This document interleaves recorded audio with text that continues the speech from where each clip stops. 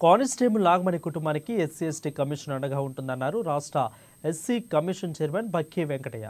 రాయపురోలి గ్రామంలో నాగమణి భర్త శ్రీకాంత్తో పాటు కుటుంబ సభ్యులను పరామర్శించారు.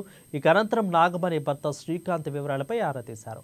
ఇక హత్యలో కుట్ర కోణం దాగి ఉందని అనుమానం వ్యక్తం చేశారు. సుమారు 10 మంది నిందితులు ఉన్నట్లు ఎస్సీ కమిషన్ ఆవేదన వ్యక్తం చేసింది.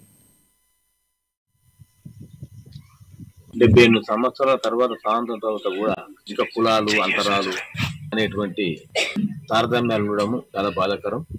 మరి మానవులంతా సమానమని మరి ప్రతి మనిషి మీద కూడా ప్రేమ కరుణ చూపించవలసిన అవసరం ఎంతైనా ఉన్నది.